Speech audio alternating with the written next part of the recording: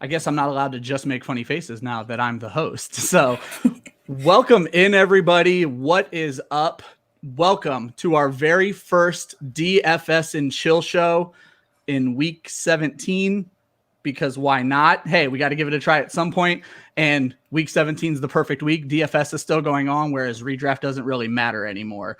As I mentioned, the show is DFS and Chill. We are here to give you great DFS picks, win you some cash, and because it's a DFS focused show, we have bounced Josh and Joe from the club. I'm moving to the host seat, and we have some real DFS experts that are going to do the heavy lifting for me. I'm going to try to keep the show at 75 minutes. They're going to try to make you some money. So with me today, our very own, the writer of Kira's Cash Grabs, from Club Fantasy, Kira Wojtrowski, and from Ball Blast Football, our great friends, Mike Mattis, a.k.a. Fantasy Mike. Lady, gentlemen, introduce yourselves. I'll let Mike go first since he's the guest. Thank you so much, Kira. I'm so excited to be on here. I love Club Fantasy, love everybody involved. Everyone you mentioned, Ryan, Josh, of course, Kira. Kira and I started talking when we realized our weekly articles, it was almost like we were in each other's heads. We always seem to have the same picks here, and great minds think alike. So we decided to team up and try to do a show, a podcast, give you guys something a little different than just the written word. And truly, week 17, I thought was the best week that we could have done it because, Ryan, as you said, redraft leagues don't matter, or they shouldn't matter anymore. There are still some leagues that do. I have one. I made that mistake. We got a ton of questions yesterday on our airing of the grievances show, and we're like, what are you doing? Our grievance is that you shouldn't be playing in week 17. Yeah, that was my grievance. If I could have made it on yesterday, that was my grievance for sure. Especially this year with the COVID and all that. But anyway, we're here for DFS, and one of the main reasons I love week 17 so much is because it's so narrative driven. So besides just the matchups, I'm sure we're all going to talk about this too. You have to look at the game script, the narrative. There are certain teams who aren't playing for anything, whether they're making the playoffs or not. So there are teams that have locked certain spots up. There are a few teams that, with some great players that I'm staying away from. We'll talk about that. So I'm just excited, to be on and get started. Yeah. So, hey, this is finally my show. This is my baby. If you read my articles, you'll see it all the time. I say, and ironically enough, it's one of my later ends of the week here where it's Sunday morning. It's DFS and Chill. Grab your coffee, grab a beer, grab a glass of champagne. If you're still celebrating the new year, we're getting rid of 2020. Mm-hmm. We're on to the week 17 slate of games. We got a full 15 slate of games, lots of playoff implications going on, lots of weird COVID stuff. They could take advantage of those situations. I'm ready to start my morning and make some money. Play some football. Well, not me play some football, but play some DFS football. I'll leave that to the professionals. So I like it. That's good. Well, yeah, the goal is to give great plays, maybe some fades at each position. We're going to go ahead and start with quarterback. And we're going to start with a segment that was kind of coined by our fearless leader, Josh Hudson. It's going to be eat the chalk or outlined in chalk. I'm going to go ahead and give you guys 2 or 3 of the highest paid players or highest costing players at each position. And you're going to tell me whether they should be played, eat the chalk, or faded, outlined in chalk. So I'm going to start with Lamar Jackson. The Ravens are playing for their playoff life at Cincinnati. Cincinnati is playing for absolutely nothing but pride at this point. Jackson is the number 1 costing player on FanDuel and DraftKings. So Kira, what do you think? Is he a player or is he a fade this week? You definitely can't fade him given the fact that he does have playoff implications. They need to win this game. He's been on fire as of lately. I know he started out the season a little bit just not the Lamar Jackson that we're used to seeing. I think that you could definitely play him. I personally believe there's better values to pay down to a little bit at quarterback. But I can't sit here and say that you should fade him. If you could find a way to fit him into your lineup by playing other positions out of value, then definitely fit Jackson in your lineup. Perfect. And whenever we talk quarterbacks, we have to talk about the stack. I doubt there's many people who are new to daily fantasy here, but Kira, go ahead and explain quickly what a stack is and if you would stack anyone with Lamar Jackson. Yeah. So a stack would be if you take a quarterback and you want to pair him with another skill position player, like a wide receiver or tight end. You could even do a running back if they're a pass catching back, it might not be a bad idea. My personal favorite stack, if I'm using Lamar Jackson, would be actually with Mark Andrews this week. Cincinnati does allow a lot of targets to the tight end position. I think that Mark Andrews is a great play this week. Mike, I saw you give a thumbs up there. You concur with Mark Andrews on the stack? Oh, 100%. Because I think one of the biggest mistakes people make is that, the quarterback wide receiver stack. And oftentimes they forget about the tight end, but Kira's 100% right. Cincinnati has been brutal against the tight end this year. And just like Lamar Jackson, who had a bit of a slow start and has come on strong lately, so hasn't Mark Andrews. I mean, he's got over 70 yards in 3 of his past 4, 96 yards a couple weeks ago. So both of them are really starting to come on strong. They're both playing for their playoff lives here. Lamar Jackson, 25 plus points in 3 of his past 4 games. And they're also running it a lot more with him too. Now, what's interesting is Cincinnati has given up the 3rd least amount of rushing yards to the quarterback position, but that's also because they're so bad against the pass. So I don't think you really have to run against them as much. But yeah, I mean, she's 100% right. If you are going to do a stack in this game, it would probably be Jackson and Andrews for sure. There you go. It's crazy because Andrews feels like a disappointment this year, and maybe that's just me because I thought he could overtake Kelsey as the tight end 1, but he's still the tight end 6 on the year, and so even with his hit and miss games, his booms are really outweighing his busts. Number 2 would be Deshaun Watson. Houston is playing for absolutely nothing, but Tennessee does have their lives on the line, and we know Houston would love to be the team to knock Tennessee out of the playoffs. Deshaun Watson is number 2 on DraftKings and FanDuel. What are your thoughts on him, Mike? Love Deshaun Watson. Actually, I know this is a DFS show, but I just made a huge trade for him in Dynasty. I think Deshaun Watson still somehow is undervalued, if that makes any sense, because I don't think people realize how good he is. So, he's obviously, he can do a lot of damage through the air, but one thing that I've loved from Deshaun lately is he's actually got the 2nd most rushing attempts and the 2nd most rushing yards in his career. So they're starting to let him run a bit more again. This entire offense is running through Deshaun Watson right now. And Ryan, you said it perfectly. No, Houston has nothing to play for, but Deshaun Watson has always been a gamer. He would love to play spoiler against Tennessee and knock out a division rival from making the playoffs. Tennessee is also really, really bad against the pass. And it's so funny because they had a great defense last year. And I think a lot of people still view Tennessee as like a defensive stalwart, but they really haven't been, especially against wide receivers. And we'll talk about this a little later on in the show, one of my favorite wide receiver plays this week. But I love the Deshaun Watson, Brandon Cooks stack this week. Okay. I have that going on in a lot of my lineups. Deshaun Watson's also got 5 touchdowns in the past 2 games. So he's rolling right now. They're running through him, and I think you're going to actually see a shootout in this game. Perfect. I was going to keep myself to 2 at each position, but there was one guy I wanted to bring up because both teams are playing for something in this game. Aaron Rodgers has looked like the GOAT again this year.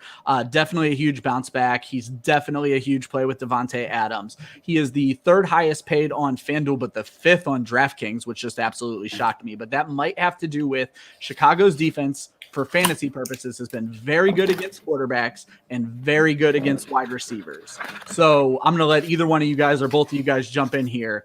Is Aaron Rodgers a fade against the Chicago team that is playing for the playoffs to a lesser extent, and Aaron Rodgers is playing for the 1st seed? I mean, I'll chime in just because I'll give your voice a break there after the Watson stint. You're definitely going to play. I mean, one of the sickest stacks probably in this whole thing would be Aaron Rodgers and Davante Adams. I mean, Davante Adams alone probably averages like 30 points a fantasy game this year. I mean, it's hard to not play his quarterback in those situations. And especially, I know you look at the Bears as a hard matchup, but not really that much as of recently. I think that Aaron Rodgers has no issue this week being his MVP caliber self, and stacking him with Davante Adams will definitely get you a ton of points this week. Again, I still have a couple of value plays that I would prefer, but it is not a bad idea to stack the 2. Mike, anything to add? Yeah, I don't think it's ever a bad idea to play Aaron Rodgers. There's no but I will say, if any game where I would fade him a bit, it might be this one. So the reason why is because it is week 17, and the game narrative kind of gets me off him a little bit. I know that they want to go for that number 1 seed. But to me, the Bears are a bit of a tough matchup. Aaron Rodgers, the last time they played, had 211 yards passing. And the only reason he had so many points was because he got 4 touchdowns, which, I mean, even for Aaron Rodgers isn't really easy to repeat, or something that you can, lock and be sure is going to happen. You can never go wrong with playing Rodgers and Adams, but against Chicago, who is playing for the playoff lives. I do think there are much better chalk and value plays than him this week in particular. Perfect. I want to jump ahead a little bit. We're going to get to your favorite plays at quarterback in a second. But when we're talking about the Packers, with the emergence of A.J. Dillon last week, and that was a little bit because Aaron Jones was banged up and a little bit because they had already run away with the game, would you fade Aaron Jones this week against a good Chicago front seven? I mean, I personally would. I don't think that I mean, I don't know what to think right now of the Aaron Jones and A.J. Dillon situation. If they want to see what they have in Dillon a little bit and get him more work and get him more involved here at the end. I mean, he showed a lot last week. They could definitely keep that going for themselves.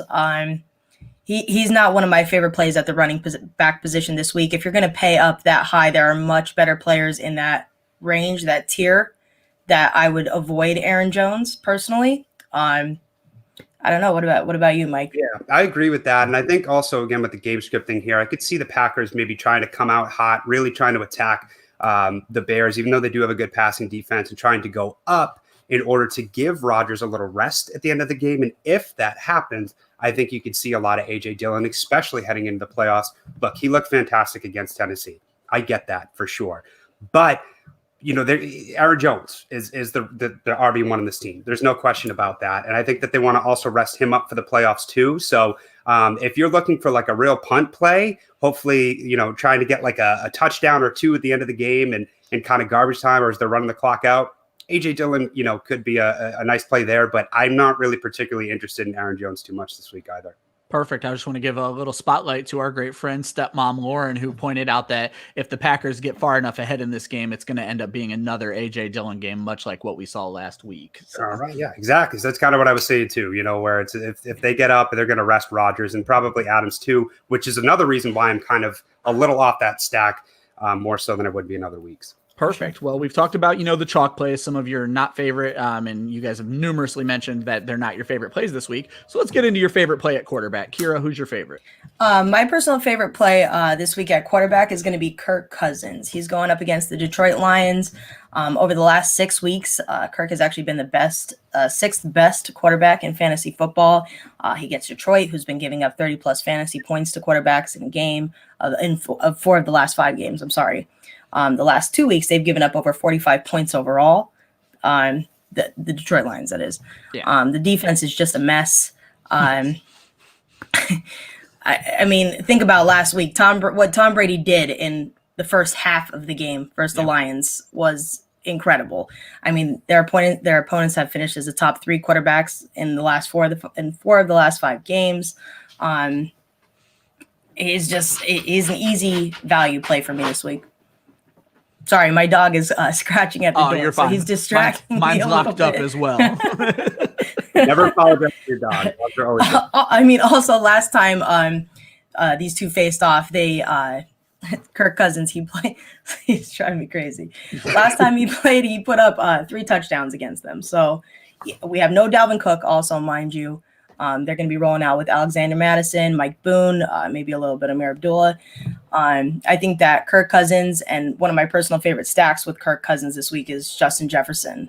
So, would you go as far as to double stack and throw Thielen or even Irv Smith into a lineup with him? Yeah, absolutely. You could. I think that, a lot of people might not focus on this game so much because there's not so many fantasy implications going on. But I think that this could easily be a shootout. These are both 2 pretty bad defenses, and I think that Kirk Cousins and the Vikings could shine up against them. There you go. Mike, who's your favorite quarterback this week? Well, I just want to say, I think that's a really good point, that brought up by Kara too. I think this is a matchup that's being overlooked, and I'll talk about that too in our running back segment. But my favorite quarterback this week is Ryan Tannehill, and it's because the matchup and the game script narrative. So first and foremost, the Houston Texans defense is horrendous. Look at what Brandon Allen did against them last week. Look at what Cincy was able to do. I mean, they are just an atrocious passing defense. Ryan Tannehill earlier in the year posted 388 yards and 4 tutties against them in their first matchup. And again, Tennessee still hasn't clinched a playoff spot yet. So I already said earlier in the game, in the show, that I think this is going to be a shootout. I think that Tannehill and Watson are both great plays. And a stack I like this week is the Tannehill Davis stack. I think a few people are kind of off of Davis because he didn't do anything in that snow game against the Packers. But I think that this is another one that's just going to have a lot of points. I love Tannehill this week, and he is actually the 10th lowest salary on DraftKings this week. So, you got a lot of people are overlooking him, and he is fantasy's overall QB7. So, don't understand why Tannehill's so low this week. He's definitely my favorite play. I love that Davis stack too, because if you watch the end of that game, AJ Brown pulled up a little lame towards the end of that game and wasn't on the field as much towards the end. That could have been because they weren't going to win, but it's going to be interested to see how it plays out this week. Before we get into your budget plays, I do want to reach out to one of our viewers. We have a question. As you may know, we're going to touch on this in a little bit. The Saints running back room was decimated by COVID this week. So he was planning on playing Latavius Murray at his flex. He needs to pivot. Would we pivot to someone from the Saints like Emmanuel Sanders or Ty Montgomery, or should he go look somewhere else completely? I personally would look somewhere else completely. I'm not really a fan of the Saints offense this week whatsoever, especially not that thrilled to have someone like Ty Montgomery in over a couple value plays that we do have at the running back position this week. I mean, I will talk about it a little bit later about who my favorite value play is at running back. You could definitely pivot off of a couple of them, though. I mean, even if you want to go, I'm not sure what the range is for Ty Montgomery. I want to assume he's probably in the $3,000 to $4,000 range or something like that. I mean, you could find players as low as you could find like a Malcolm Brown in there. You could find, you could definitely find other value plays, and we'll discuss them in a little bit here. There you go. Yeah. All right. Oh, go ahead, Mike. Sorry. I'm just saying. No. Go. I would pivot off them too. I just kind of want to further what you say. I think like Ty Montgomery is a popular pick this week, but why? Just because he's starting? They pulled him off the practice squad. I mean, you have to also remember that sometimes these backups. I mean, there's a reason why he's on a practice squad. There's a reason why he's a backup. You know what I mean? So.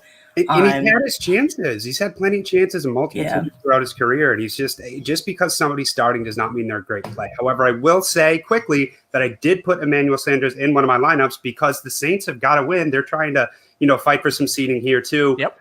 And Manny Sanders is probably the best option they have. So I actually don't hate Manny Sanders as a play this week at all. So there you go, Sean. If you want to stick in that game, it would be Manny Sanders over Ty Montgomery for sure, but maybe don't stick in that game to begin with. But we did a lot of talk about budget plays. Let's say you're building a lineup with big running backs, big wide receivers. Who would be your budget plays at quarterback, Mike? My budget play at quarterback is one Andy Dalton. And I know, please do not shut off the show. I know some people, but because it's actually really surprising. Since week 11, Andy Dalton is the QB 11 in fantasy. Did you pick a cowboy on my show, Mike? I don't know. No, I'm just kidding. I know. But seriously, if you look at it, Andy we'll let you come back. Has been playing really, really well since week 11, over 245 passing yards a game and over 2 touchdowns a game. So he's actually, moving the chains and running this Cowboys offense a lot better than he is getting credit for.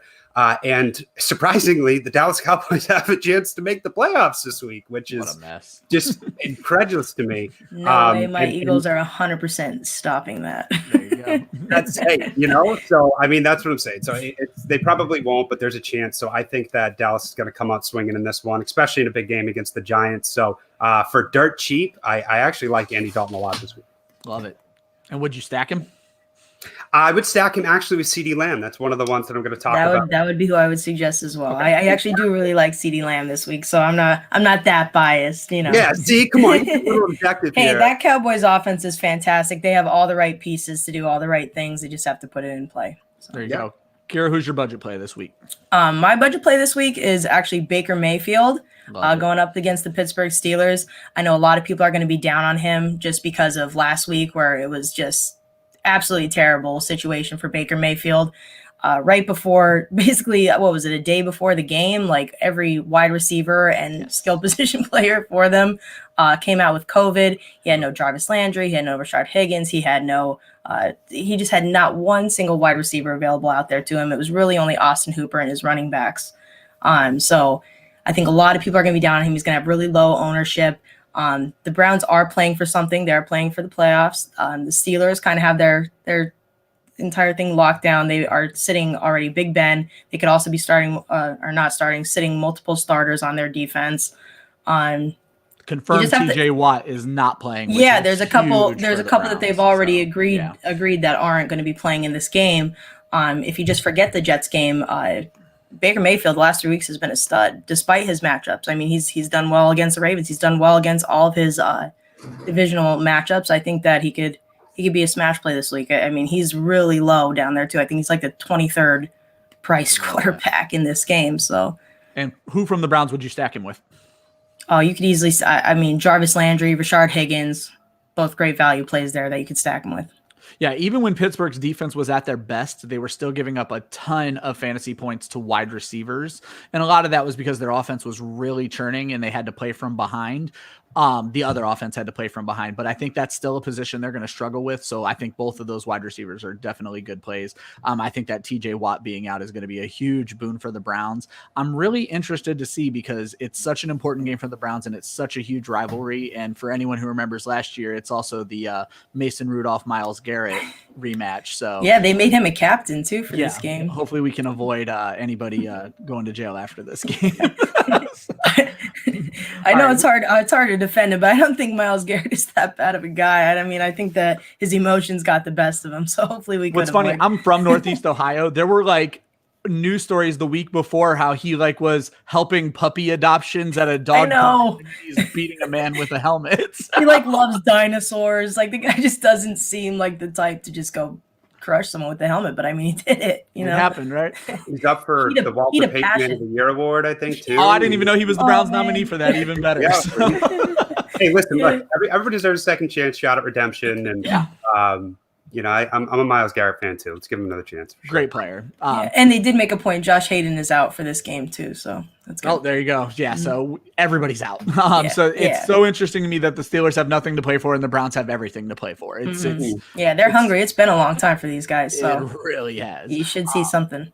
We've touched on running backs already, so we're going to go right back to Eat the Chalk, outlined in chalk. We're going to go with 2 running backs. Kamara was originally on this list, but again, he's been decimated. I was going to ask you guys about Ty Montgomery, but you guys are so good. You've already crushed it. So let's start with the man, the king of December. We're now in January.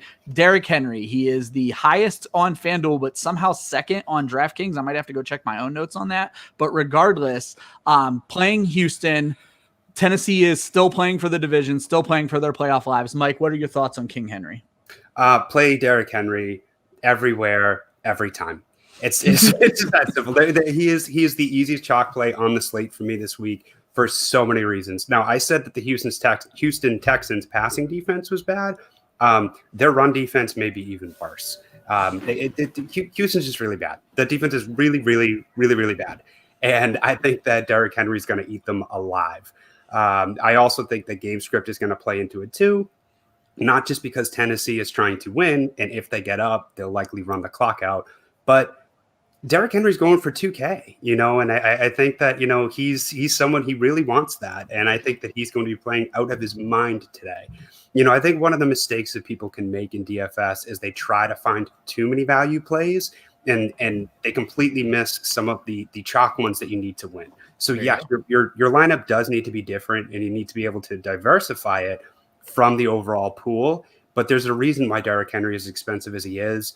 I don't see any reason to fade him. And to me, he's pretty much in every single lineup that I'm setting this week. So there you go. Henry needs 223 to hit 2K. He went for 212 and 2 touchdowns the last time he played Houston. It's absolutely within the range of outcomes for him. You should build your lineups around Derrick Henry. Actually, this week, the Texans allow the most explosive plays. Derrick Henry gives you the most explosive plays. So I think that he is just set it, forget it kind of a guy. And then if you guys want to touch on this just for a minute for some new DFS players, Derrick Henry, as far as my DFS understanding, he might have too high of a rostership in tournament play, but in a cash game, he's a guy you want in pretty much every lineup, correct? Yeah, right. Correct. But even in tournament, you're 100% right. And in cash games, he's 100% lock. He's going to win you some money. But I just have no problem playing him in any game. I think if you diversify the rest of your lineup enough. Yeah, and you know what? Even to play back on something that you talked about earlier, why Tannehill was maybe so low price this week was I think a lot of people expect Derrick Henry to have this massive game where, you know, they just completely lean on him, get him to that 2K. You know, Ryan Tannehill doesn't have to really do much. But that's not necessarily the case because we've seen them both eat at the same time, especially against this team. Because last time that they played each other, Ryan Tannehill threw for 366 yards with 4 touchdowns, along with Derrick Henry getting the 212 yards and 2 touchdowns. So, I mean, they're both in a position to have great games. Don't feel like you need to fade one because the other one's also a chalk play, you know. Perfect. So our fearless leader is in the comments right now, and he says his biggest worry with Derrick Henry is that Vrabel might want to save him for the playoffs. Do you guys any worries on that at all? Maybe later in the game if they see, because I know there's like some kind of implication where if so-and-so wins, then they might not have to worry so much or something. I can't remember who it is that in particular needs to be winning for the Titans to have to worry. But I mean, I think Derrick Henry, I think in this last time, I mean, my memory might not serve me completely correct, but I think last time, even before the half, Derrick Henry had like a monster. It was already a monster game, and it just became more monstrous. So what you're saying is it doesn't even take him 4 quarters to pay off. Yeah, he's like the Tom Brady of last week. You know, I just need till halftime, guys, and I'm good to go. You could sit me. Exactly. Good point. You also got to make the playoffs first. Yeah, and Kira, you talked about Baker earlier. Mike, why don't you talk to us about Nick Chubb going up against a Pittsburgh defense that is going to sit most of the game, but is notoriously good against running backs. Chubb is the 5th highest on FanDuel and the 4th highest running back on DraftKings. Any fade in him this week? I'm fading him a little bit, but not because I think he's necessarily going to play bad, but I don't see any particular reason why he would play very well. Yes, I know the Steelers are missing a lot of starters kind of on both sides of the ball. And if the Browns get up, this could turn into a very positive game script for Nick Chubb. But, you know, at the same time, there's nothing really in particular that stands out to me this week. And especially for the price. Yeah, exactly. That's what I mean. You know, and the Steelers are still a good defense. It's not they're completely devoid of talent there this week. So I think there are better chalk and value plays. I don't think you're necessarily wrong to play Chubb, but I'm not really wanting to for any particular reason this week. Yeah, when you're paying up, you know, for running backs, you want to try to chase. I mean, you just want to chase like a better matchup. I don't know that this is the matchup that you want to pay up and choose when it comes to the position. I'd much rather try to fit in, you know, a Derrick Henry or my next player that we'll talk about on the list. You've already hit it. We got no questions in the chat. So Kira, let's just move along. Who is your favorite player at running back this week? And I have to say, I smiled largely when I saw this. Yeah, this guy makes me giddy as well. I know it makes our good friend John Helmkamp really happy to probably hear me say this. Is my favorite play this week is Jonathan Taylor versus the Jaguars. Speaking of chasing yards, I mean, he only needs 84 yards to reach 1K. The Jags are giving up the 3rd most fantasy points in football. Just last week to the Bears, they gave up 128 yards and 3 rushing touchdowns. He's just came on as of late. You know, everyone was so worried that he was about to be a bust. You know, we knew the talent was there. We seen what he did at Wisconsin. I think we're starting to see him come a little bit more into his own. The game slowed down for him, he said. He's really just making a strong case to find himself in the first round of fantasy drafts next year. I think he is a smash play. I think if you're not wanting to pay up so high for a Derrick Henry, I think you could settle, and this is like a bad word to use, is to settle for Jonathan Taylor. That's the right kind of settle, at his price. But you know, if you're settling, it's a pretty nice settle. And Mike, I know me and you were talking to a fan about this on Twitter, and you agreed with the Jonathan Taylor take as well. Oh yeah, absolutely. I mean, just for all the reasons, like you said, he's been playing out of his mind right now. The Colts are playing, for a playoff spot. They haven't clinched yet. The Jags are really bad. I mean, it sounds so easy, and it's one of those that almost seems like a trap, but there's no reason. I mean, Jonathan Taylor has turned it on so much in the second half of the year, and you know, when people say, oh, it seems like he's, you know, the game's really slowing down for him. It really does. He's playing so much better than he was before. Like, you can see it on tape. You can see it in the stats. And I think that there's no reason to really fade him. So I love Jonathan Taylor this week for sure. And it seems like the Colts have realized that and have started giving him the playing time he deserves. One of the things, I write a snap counts article every week. Jordan Wilkins hasn't seen the field in 2 weeks, which is awesome for Jonathan Taylor. So happy that finally happened. Mike, we've talked a lot about your favorite play, but go ahead and wax poetically about King Henry. Yeah, I mean, he's just about. We're gushing over the guy this week. So I would like to just divert from that a little bit. And if you wanted one of my other favorite chalk plays, is actually David Montgomery. He's somebody who I think if you've been on Twitter, you can't go 5 posts without seeing something about David Montgomery, but for great reason, because he has been one of the best running backs in the league over the second half of the season. He's absolutely dominating. People are excited. And again, Chicago's fighting for their playoff lives too. They're going to need him. And Green Bay is a great matchup. For as good as Green Bay is, it's really surprising how bad they've been against the running back position this year. And especially just with that Chicago offense, Allen Robinson's there.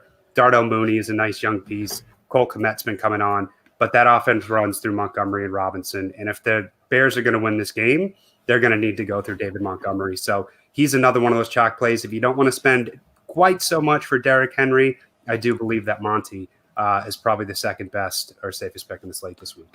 So before we get into the budget plays, Josh was wondering, how do we feel about Hines? We love Taylor. We know the Jags are terrible. Does that rub off onto Hines? Is he a guy that you might be able to plug in if you're paying up for Derrick Henry as your second RB so you can still spend some money on wide receiver? I personally don't love Hines. But I also don't hate him. You know what I mean? Like I said last week, I think that the Jags gave up 3 different rushing touchdowns to everybody. I think that anyone could have a piece of this Jaguars defense. You could play Hines if you want to pay up for a Derrick Henry. He also doesn't worry me as far as Jonathan Taylor's production or anything like that, if that's something that people are thinking about. It's just not the same situation really as it was a couple weeks ago where Jonathan Taylor was just completely a ghost and we had to worry about Nyheim Hines.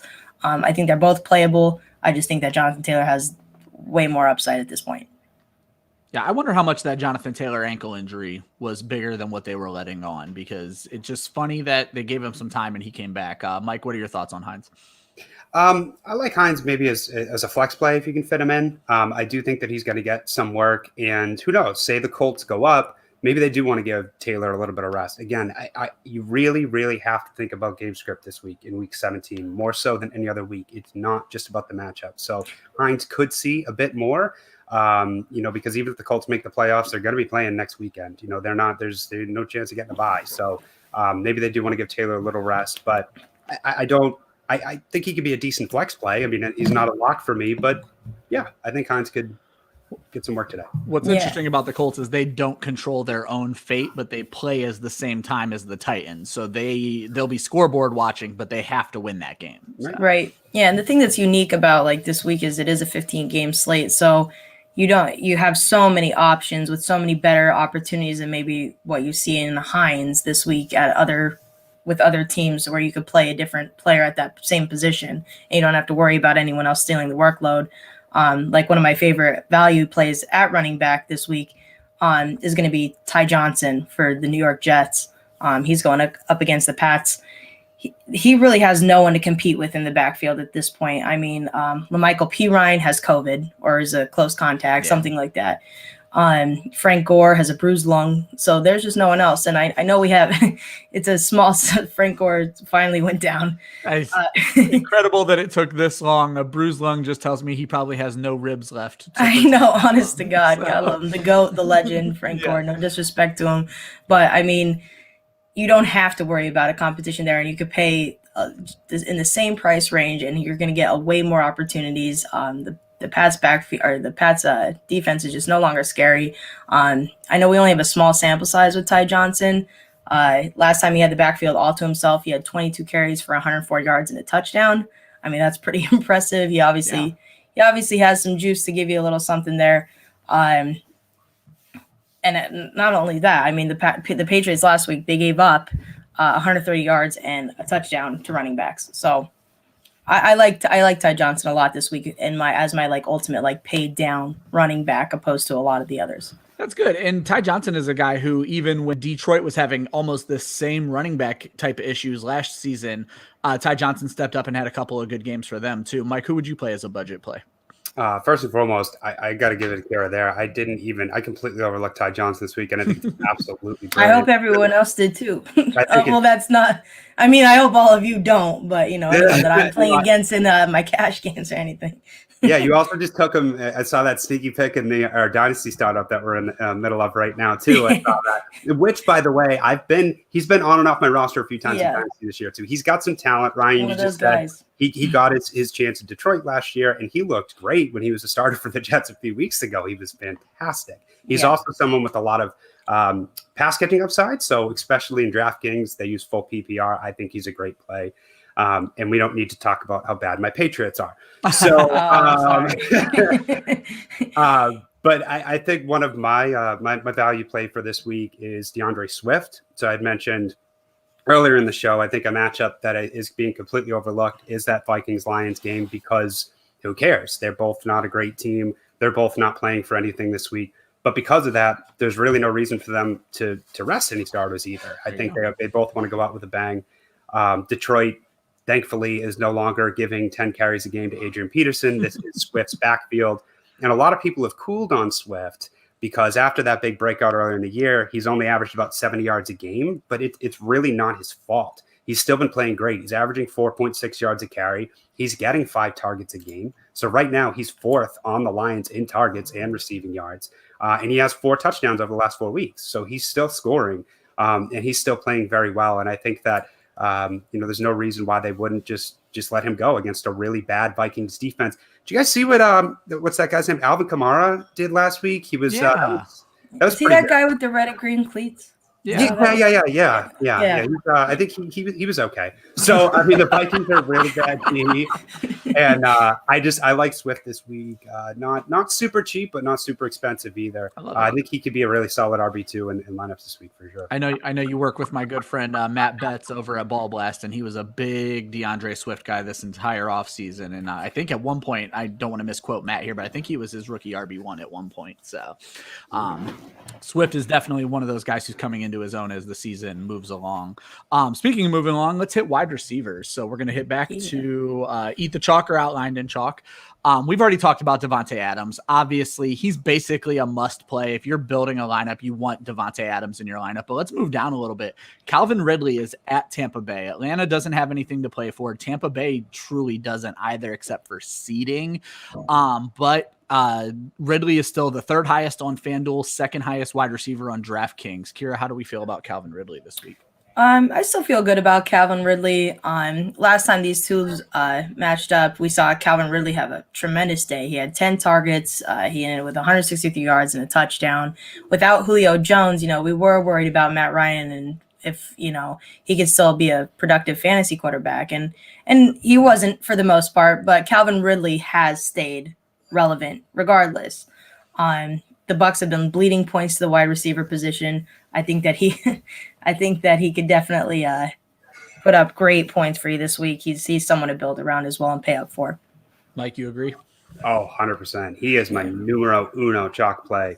Really? DFS this week. Yes. Oh my goodness. Yes. Yeah. Over the past 4 weeks, he's the wide receiver 3. He is dominating. He's averaging 130 yards a game over these past 4 weeks. He's the man. He is coming into his own.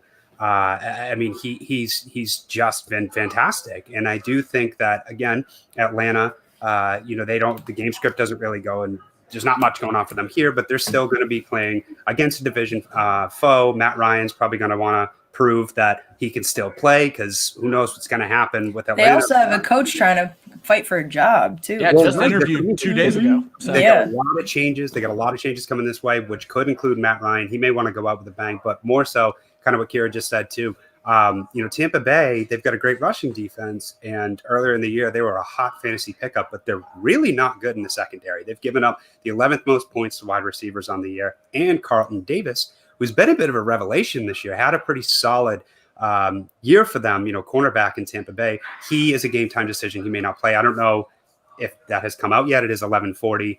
We're in the middle of the show. But anyway, I just think regardless, I think he's still good to go. Definitely. Yeah. And I think for especially Calvin. Ridley's going to ball out this week. I would play Ridley over Adams this week. Wow. That's big words right there, man. It's not a terrible idea. It's not terrible. On FanDuel, Ridley is $600 cheaper. On DraftKings, $700 cheaper. So you are saving some money by making that switch. I don't know that there's a more chalk name at wide receiver than DeAndre Hopkins. He's going up against the Rams. He is the 6th highest on FanDuel, 5th on DraftKings. What are our thoughts on Hopkins this week? This game's a little interesting to me. I'm going to kind of talk about this game overall toward the end of the show. Don't want to give it away, but okay. This week there's a lot of injuries. Larry Fitzgerald's not going to play. Christian Kirk just came out with COVID. Yeah, Kirk's out. Kirk's out. I think Bella maybe out too. Oh man. Yeah. So they're going to have to go to Hopkins, but then again, at the same time, that doesn't always work out, especially when you're going against a good defense. He is going to have to face Jalen Ramsey, who's very, very good. And if they're focusing on shutting down Hopkins, I kind of am fading the Cardinals as a whole in this game, especially against the top 5D in the Rams. So I don't love Hopkins for his price this week, even though it seems like it would be a great game for him to go off. Yeah, I think this is one that we're just going to have to appreciate watching rather than having players involved in it. I know Jalen Ramsey in the past has spoken super highly of Nuke Hopkins. He said that, he was his 1A favorite wide receiver, not favorite wide receiver to face, but like one of his most challenging wide receivers that he's faced. The challenge. And they have back and forth, there's been games where Nuke's got the best of him, and there's been games where Ramsey's got the best of Nuke. So he's definitely one that I would rather fade this week as well, just because without any of the other wide receivers, they are going to zero in on DeAndre, and he might have himself some tough sledding. Perfect. Well, if we're fading Hopkins, who are we playing, Mike? Who's your favorite play at wide receiver? Actually, so we mentioned a little earlier in the show, but I love CeeDee Lamb for a few different reasons. Ridley's my favorite play at wide receiver, but I love CeeDee Lamb a lot this week because of the game script. Again, I know people are sick of me saying that, I'm sure. No, but it's very fitting. If we're repeating ourselves, that means it's important. These two know what they're talking about. So, and I already told you how much I love Andy Dalton. So my super, super sneaky stack attack this week is the Dalton Lamb matchup. And a big reason why I'm going with Lamb over Cooper, a lot of people might say, well, Amari Cooper had 100 yards last week. Amari Cooper is still the number one in Dallas. And I wouldn't disagree with that. But because he's the number one in Dallas, that means he's going to have to face James Bradberry.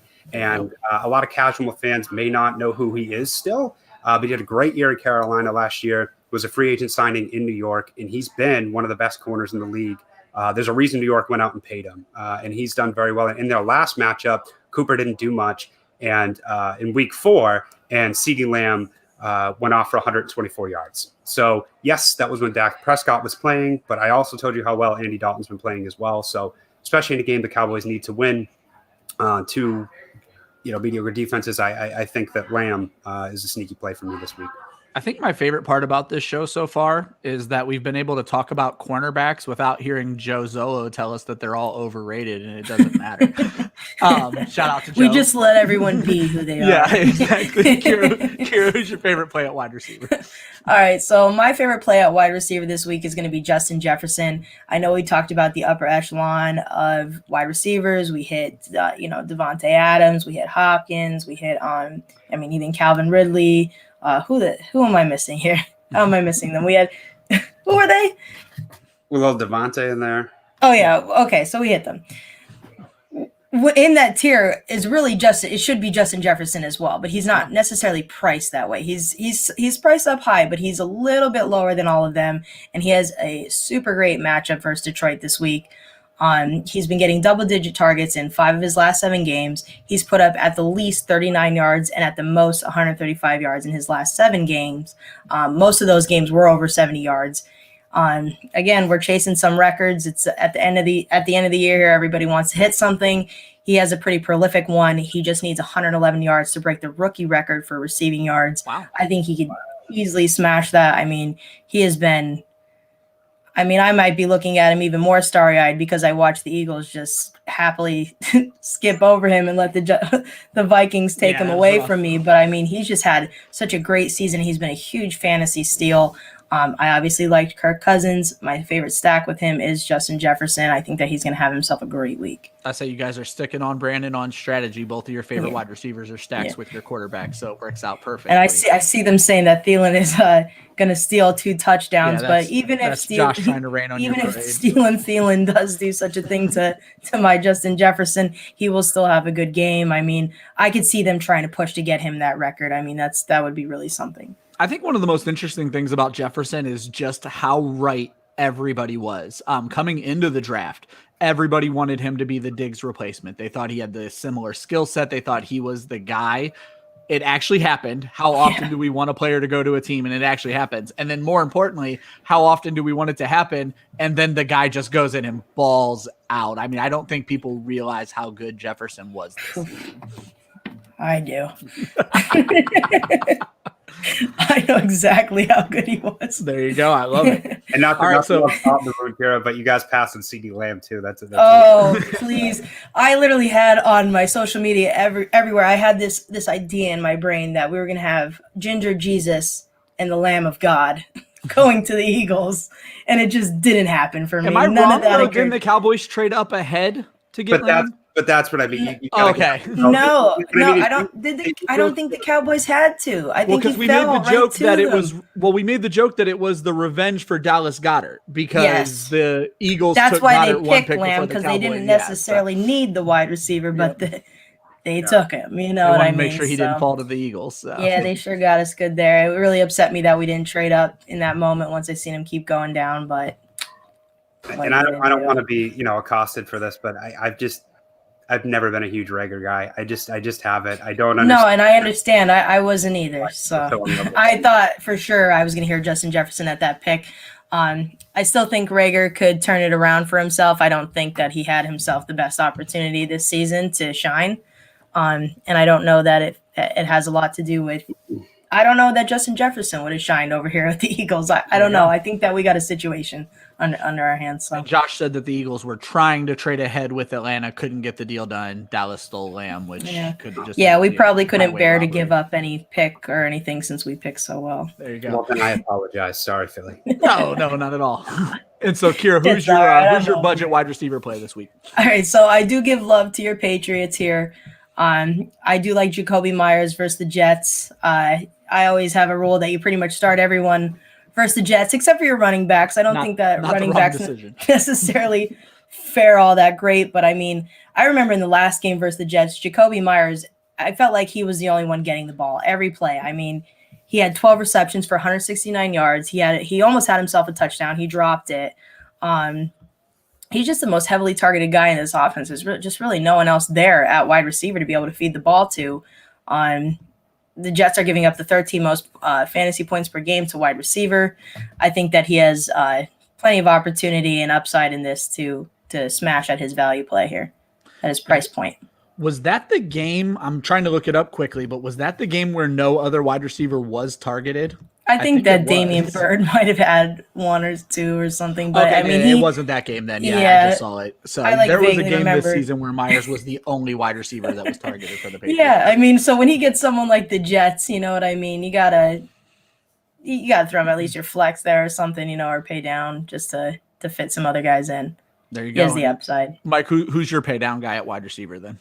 Oh, my poor Patriots. I'm going to kind of stick with the Giants and Cowboys game here.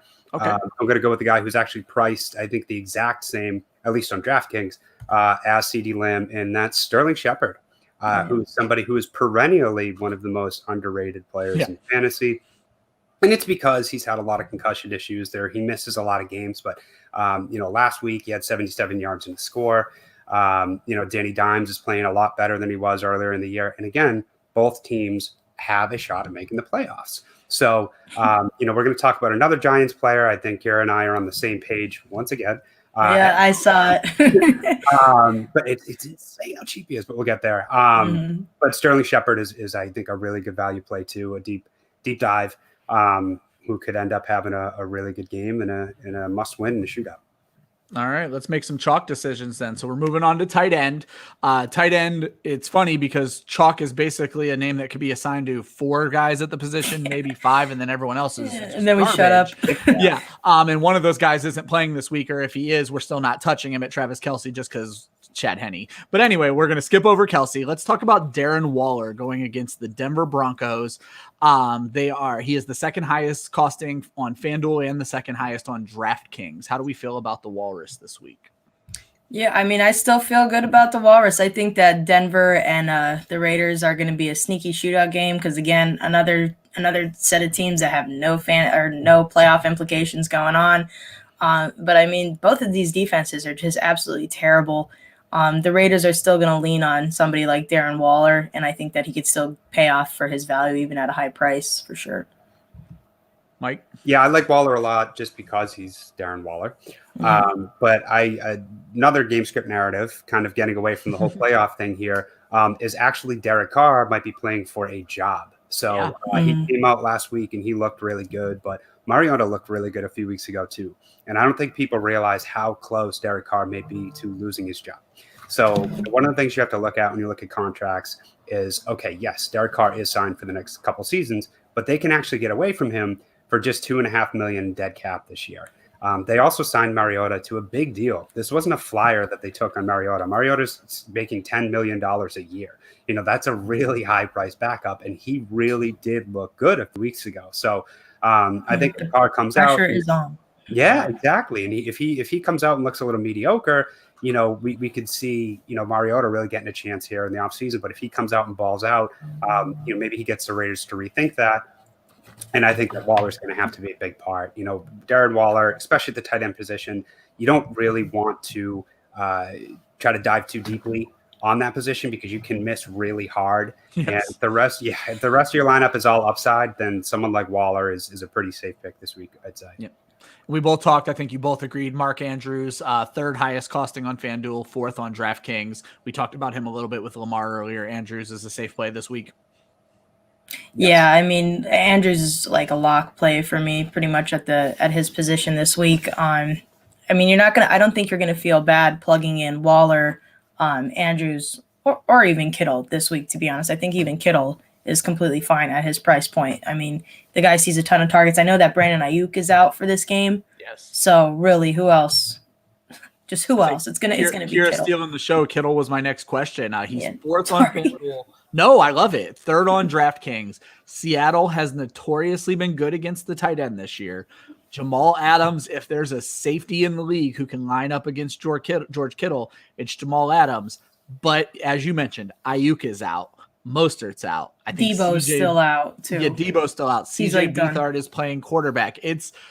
The 49ers are a mess. There's no ifs, ands, or buts about it. But George Kittle is still, it's the old Jordan Reed rule. If he plays, you play him. And he proved that last week in his first game back. So Mike, Kira, you already mentioned you're fine with playing Kittle this week. Mike, yeah, I won't fade him. Yeah, same thing. I mean, especially with Ayuk being out, and he's just George Kittle. And again, the tight end position, don't get too cute with tight ends. You should really be paying up. You know, I've been all over Twitter this week talking about it more so in season long and strategy as opposed to DFS, but always pay up for a tight end. I do not play the tight end streaming game. I absolutely hate it. Yeah, you just tweeted that yesterday again, didn't you? I did. It's such an important thing to lock up the tight end position, I think, in all fantasy formats. So Waller, Kittle, and Andrews this week, I am big fans of all three. So I would pay up to get one of those guys, Kittle included. Perfect. Yeah, before we jump into your favorite plays, go ahead. Sorry, go ahead. Yeah, no. This is your show, girl. Sorry. This is one of those years where like it just benefits almost to pay up for the tight end position because everybody under a couple of names is just really a crapshoot, and you could get, you know, anywhere from no points to just really low single digits. It's not a terrible idea to pay up at tight end ever in DFS this year. I love it. And I was just going to add, Josh corrected me and made you guys look even smarter with the Kittle play. I don't follow individual defense like Josh does. And he said Adams is more going to be rushing the quarterback and not to bank on covering Kittle. This year, Jamal Adams, he has a ton of quarterback sacks. It's kind of crazy, but they're using him in a unique way. So Yeah, All right. it's really interesting the impact that Adams has made. I did a thread a couple of weeks ago on the Seahawks defense where, technically overall they've still given up a lot of yards in the year, but that was more so in the first part of the season before Adams and Carlos Dunlap, who's a defensive end, actually came on. So Seattle's pass rush has actually been what's made that defense a lot better, and the reason why they're not as much of a sieve as they were before. But still, Jamal Adams, he's still going to probably, chip Kittle and get in his face. So, I mean, you're not wrong, Ryan. Jamal Adams is definitely going to affect Kittle for sure. Those are my favorite words when people tell me I'm not wrong. Thank you. Yeah. We used to target the Seattle defense a lot in DFS. A year ago it was. I mean? Yeah. It seems it right now. I mean, they have majorly come on as of late here, ever since they added a couple of those additions to their defense that really helped change the face of that defense. Kira, who would you say your favorite play at tight end is this week? My favorite play at tight end is going to be Mike Gesicki. If you're not picking one of those top three guys, I think that Mike Gesicki is a great play to pivot on. The Bills have already locked up the AFC East. The Dolphins are in a must-win situation. The Buffalo Bills allow the eighth most point. Those are the words you're not allowed to say on a podcast. Yeah, dear God, I don't allow myself to say that at all. I don't know why my mouth tried to sneak that in. But they allow the eighth most fantasy points per game to tight ends. It seems like anybody that uses their tight end as a focal point in their offense does have good games against the Buffalo defense. I know Buffalo has been playing better as of late, but like I said, the Bills have already locked up the AFC East. They may, be sitting a couple guys. They may, especially towards the end of the game, they just don't have as much to play for in comparison to the Dolphins. They're also, I don't know if the injury report has come out yet or not, but there's a possibility that there could be no Devontae Parker, no Jakeem Grant. Even so, we were worried about how Tua really didn't use Mike Gesicki in the same way that Ryan Fitzpatrick was, and Ryan Fitzpatrick currently has COVID. So Tua is going to be the guy. Like, he is in there. They're not pulling him out. This is who's going to be in the game. But even so, as of late, Tua and Gesicki have had a chemistry, and I think that he could still really get it done. I actually have him in a ton of my lineups this week. I love that, and I think it's strange, especially if you follow the narrative on just fantasy Twitter and even football Twitter. It feels like Tua's already playing for his life, which seems ridiculous to me for a guy who's only started, 6 games, 7 games? The Twitter sphere is very dangerous. Someone compared him to Matt Leinart today, and I don't remember who it was because I would call them out if I did. Jerk. But it's an awful comparison, and it's probably a friend of the show. And if you're watching, I'm sorry, but it was a shit tweet. But anyway, Mike, just before we move on to your tight end, what are your thoughts on just this game for Tua in general, especially with the Bills having nothing to play? Am I going to be allowed back on the show if I don't hate the Matt Leinart comparison as much as you guys do? No, walk me through it. Maybe we forgot about Matt Leinart. Walk me through it. Yeah, I need diverse opinions. I always so here's my thing with Tua. Very, was very it your smart. Tweet? Am I hating on you right now? Okay. He's sitting there quietly waiting to admit to it. So the thing with Tua with me is he's a very smart, very accurate player. His football IQ is through the roof, but I don't think he possesses the amount of pure, natural, just generational talent and skill that people make him out to be. I think he's more of a game type manager. Now, again, I could eat my words in a year or two. If he balls out, but I just don't see him as this 300 passing yard, 2 to 3 touchdown per game guy. I just think he's more that guy's going to move the sticks. But that's a reason why I like somebody like Mike Gesicki, where I know he really didn't come on last week until Fitzmagic came in the game. But Tua is somebody, he's a good player, a smart player. But in terms, and I think Tua is going to be one of those who will be a better NFL quarterback than he will be a fantasy quarterback. And that's very fair. I always felt that way. So I don't think that Tua is bad. I don't believe that the Dolphins should go out and get another quarterback. I do think Tua can be a starter for many years in this league, but he's not going to be this top 5 fantasy quarterback that everyone thinks he's going to be. Yeah, perfect. And I mean, the Dolphins have a lot going for them up in the upcoming draft, in the offseason. So we could see so much change with Tua and his situation and the assets that they acquire for him. And maybe he could get better. Maybe he can blow up and be a great fantasy quarterback because he has no choice because he has all these great weapons to use. I think recency bias overtakes Twitter a lot of the time. So when they see one player not doing as well, they are instantly way off of them. Like even for example, as of recently, we've seen AJ Dillon take the biggest hike. Yes. I think that like 3 weeks ago, you couldn't even get like a rookie third for him in this upcoming draft, and now he's going like in the second round of startups. I'm pretty sure he's on everybody's trade block right now. Oh yeah, for sure. I mean, people change their minds so fast with a good game, a bad game. Like it makes all the difference. I mean, it's crazy. And I think that Tua has time to grow. I know that everyone had to deal with COVID. I know that everybody had to deal with a shit off season where they weren't able to get themselves prepared. I think Tua has room to grow. Perfect. I'm not going to make any assumptions yet that he's not going to be, the fantasy quarterback that we wanted to see out of him, but we'll give him some time. I'd say let's keep it positive. Mike, who's your favorite tight end this week? Well, in order to get away, my favorite tight end is always going to be somebody in the top 3 or 4. But okay, yeah. So we'll do 2 budget picks for Mike. So one of them I love is Noah Fant, who's somebody who's really kind of come on strong lately too. He's got over 60 yards his past couple of games. He's kind of the number 1 receiver in Denver, and it's interesting. You got Tim Patrick, going off 1 week. You got Jerry Jeudy. Cortland Sutton's coming back next year, but Noah Fant, I think, is going to be a big part of that team for many years to come. He's also just fun to watch, but he's a force. He's a big boy. He can move, and Locke trusts him. So I think, especially in a soft matchup against the Raiders, I do like him. And again, this is a divisional game, so I'm sure Denver would love to play spoiler true and just completely eradicate any hope for the Raiders. So yeah, these two play it tough to each other too. Anytime they play each other, I mean, it's always a bloodbath between the two. I don't mind Jerry Jeudy this week either. I know that people are probably way off Jerry Jeudy after last week. He had a terrible game. The drops. I mean, he did not look like the player that we've painted him out to be and that he could be.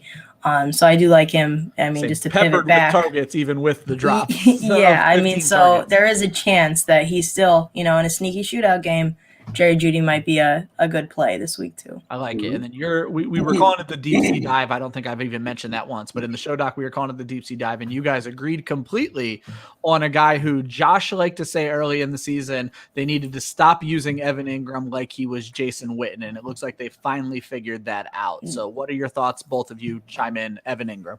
Yeah, I mean, he's very accurate about that. They were using him in a Jason Witten type role, and it's just like he's a freak athlete. You know what I mean? He could be he's consistently targeted in this offense, as he should be. The drops are ugly. We get it. I know. But I mean, he's targeted at least 7 times in the last 4 of the last 5 games. Dallas is allowing 11.82 fantasy points per game to the tight end position. Both of these teams need to win this game. I think they could lean heavily on Evan Ingram here. I mean, I'm a big Evan Ingram stan. I put him out there almost every week in my article. He's almost there. I swear to God, it's got to break one of these times. Hopefully it's in week 17 here where he finally has his really good game. Yeah, Mike, I'm with all of it. I mean, 17 targets the past 2 games. So he's involved a lot. And the thing with Ingram is this. Yes, he drops the ball a lot. Yes, he's only scored once this year. So that score, the touchdowns are really, really disappointing, especially at the tight end position. But there are very, very few guys in this league with as much yardage upside as Evan Ingram each week. He is, I mean, since coming out of Ole Miss, everyone knew he's a really athletic guy. He's not one of those, big dink and dunk type tight ends. You can send him out. You can send him on a seam. You can, just get him deep down the field, and he can pick up big chunk plays when he actually catches the ball. And again, this is going to be a game where they're going to need him to win, and he is dirt cheap. He's the 16th in terms of salary on DraftKings this week for a guy. Yeah, you don't get that in tight ends with that many targets. I mean, that alone, I mean, that means that the opportunity is going to be there. If he just, presents himself on it, he could hit for you huge at that value. Yeah, he has the 5th most receptions at the tight end position this year and the 6th most receiving yards. So, I mean, he's still been good. He just has really bad games. And as I see Josh chiming in here, bad quarterback play. It is because of bad quarterback play, but Danny Dimes is playing a little bit better lately. And again, both of these teams are going to come out swinging tonight. Do we have Daniel Jones tonight? Sorry. I believe he is playing. There was a big thing that he came out and said that he's not able to run the ball well right now, and his coach was a little pissed about that because he doesn't want the defense to know that he can't run the ball. But I think that's something you guys, I was actually going to hit on that. Well, then that's all the more better. That's great for Ingram. Exactly. Yeah, it's great for Ingram. It's great for Shepard, his other pick there. So, I mean, Darius Slayton, maybe even a sneaky deep. That's the thing. We didn't touch on the deep sea dives. It's something I do talk about in my articles a lot, is that deep sea dive, that really low price player that could hopefully hit the home run for you. I know it's just incredible that we're able to talk about Ingram in that light, because coming into the season, you would have thought he was going to cost top 5 all season long. Yeah, for sure. I mean, things have definitely taken a turn for the worse for Ingram. He was one of my guys, so that's disappointing for me. But I don't think all hope is lost. I think that Evan Ingram could bounce back as soon as his quarterback plays a little bit better. And again, he's had a good season. He's still technically, in terms of reception yards, which is what matters when you're catching the ball, he's still been a top 6. Yeah, if he had touchdowns in those games, we would be having a totally different conversation about Evan Ingram. The touchdown regression is, I mean, he never really had it because he didn't play much this year. But if he was getting touchdowns along with this, then forget it. He's a super smash. Absolutely. Yeah, Ingram has 1 touchdown, and I would just quickly skim the list, and you'd have to go all the way down to tight end 24 to find the next guy with only 1 touchdown, and he's the tight end 14. So he's so disappointing. Exactly. But not that this is a DFS show, but think about that when you're putting your redraft team together next year too, because regression to the mean is a real thing. And if Ingram scores 3 more touchdowns, he's an easy top 10 play, probably a top 5 play. So, believe it or not, defense actually matters in daily. I'm a big defense guy, so I was happy to write this. I decided to call it David versus Goliath because I really feel, and I'm not a DFS expert, but I feel you really have to choose whether you're going to eat the chalk when it comes to defense or you're going to look for that budget play, and you're really just looking to see who's going to fit in your lineup. So, Mike, let's start with you. Go ahead and give me both. So if you're playing your David play, your Goliath play, if you have the guy who doesn't cost a lot of money, the guy who does cost a lot of money, who are we looking at on defense and special teams? Yeah. Before I get to that, I thought you brought up a really good point where defense is one of those in DFS where you have to kind of try to diversify a bit more. And I think that I don't like to play chalk too much outside of like captain tournaments because, not only is everyone else playing it, but for defense, the things you try to look at is not so much how many points they're going to give up. This is 2020 now. It's very rare do you see teams give up much less than 20 points. But you want to go for the turnovers, for the sacks, the big plays. And this week, both my David and my Goliath come from the same game. All right. So my Goliath is going to be the LA Rams because for all the reasons that we talked about before. With a lot of injuries, a lot of guys out for the Cardinals. Kyler Murray also is not even at 100%. He's still got that leg injury. Nuke probably going to be locked up by Jalen Ramsey. And the Rams are just a top 5 defense. They're a very, very, very good defense, period.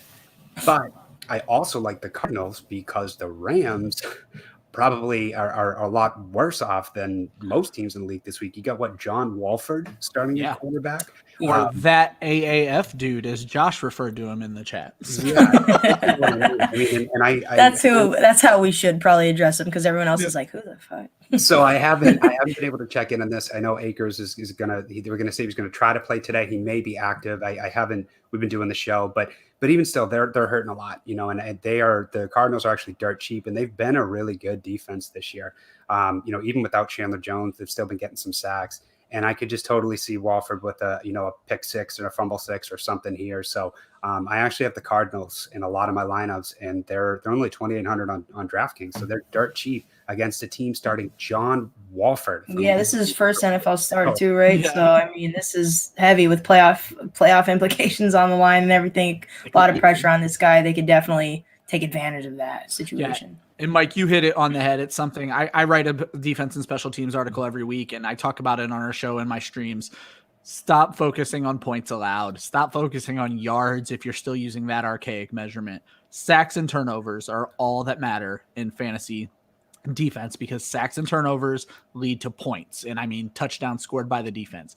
If a defense scores a touchdown, they're a top 5 play for the week. It's going to be very little chance that they don't fall in that. So it's well, you very also great point. You get points for sacks and interceptions too. I mean, you'll get a point for it. So the more points you give up, our team gives up, you can only lose points. So in order to actually gain points, you need sacks. You need and turnovers and touchdowns. That's the only way to actually score points as a fantasy defense. So.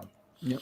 All right, Kira, give me your favorites on the opposite ends of the spectrum. Yeah, I'm also kind of similar to Mike, where I don't love to play the chalky defense play all the time. I always try to find the value a little bit lower. But if I'm going chalk, then I'm going to go with the Indianapolis Colts going up against the Jaguars this week. The Jags don't have DJ Chark. They don't have James Robinson. The Colts have to win this game. I could see their defense just taking this over, or I could really see the Jags having just a hard time scoring and getting anything going for themselves. So I do like the Colts. I don't think there's really much that I need to touch on why you would pick the Colts here. It's pretty obvious. I think they're probably the highest priced defense this week, I would assume. My favorite value play would be the Cleveland Browns versus the Pittsburgh Steelers. Again, Mason Rudolph. I don't know if you remember last year. It was ugly. He's not very good. And I'm sure that Myles Garrett is not going to hold back. He is still going to get a ton of sacks on Mason Rudolph this week.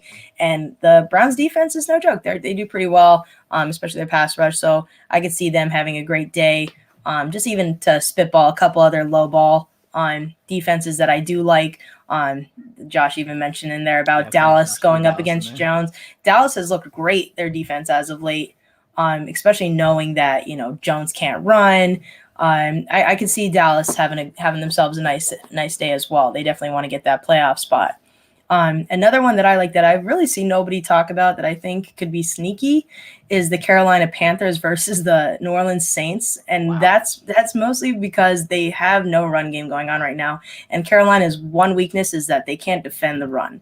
They're not too bad against the pass. I think that the Saints could weirdly struggle in this divisional matchup, and I could see the Panthers, maybe not being a complete blow up, but I think that they could be a price down defense that could get you enough points that you could build around. The Panthers were the number 1 fantasy defense last week, so that's a great call out there, especially with New Orleans just completely depleted. So yeah, they have nobody. I mean, no Alvin Kamara, no Michael Thomas. It's Drew Brees. Is he still 100%? I don't know.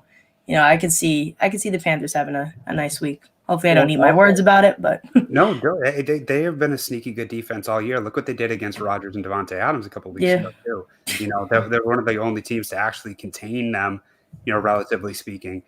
They got me good, the Panthers that week. I in a dynasty league where you could trade all year round, you could trade during the playoffs. So I traded for Devontae Adams, thinking, hey, I need to secure this win. This guy, he had it was the week where Darren Waller went off, Justin Herbert. There was whatever the Thursday night game was, our Friday night game. He had 3 guys that just completely went off. I'm like, oh man, screw this. I got to do something here. I'm going with the best player in fantasy football. I'm going to get myself Devontae Adams. And he had the worst fantasy week of his life due to the Panthers, which caused me to lose by 10 or 15 points.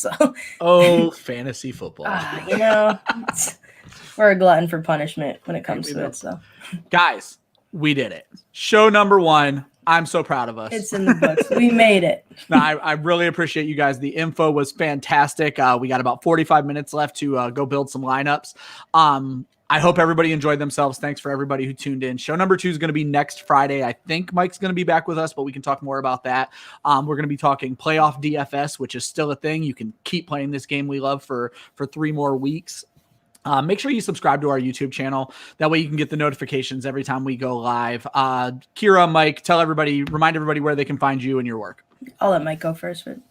Thank you. So Mike Mattis, I work over at Ball Blast Football.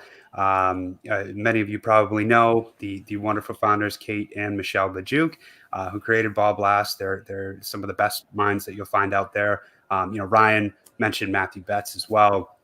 And we have so many other good writers too. We're going to have a lot of dynasty content coming for you this off season. I'll still be handling some of the DFS stuff through the playoffs. But definitely go check out Ball Blast Football. You can see it right there on the bottom of the screen. You can find me at Fantasy Mike BBF on Twitter.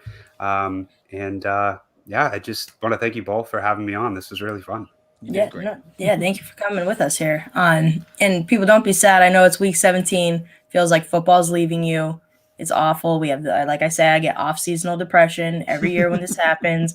So to help me, to help you, and everyone involved, we will still be continuing the show Friday. We're going to do playoff fantasy football on DFS, or not fantasy football, but DFS. And of course, as always, you can find me on Twitter at FantasyFFKira, fantasy being with a PH. Yeah, we're DFS and chilling every Friday. So I love it. if you know, it's not over, guys. We're going to hang on to this and squeeze out any bit that we could.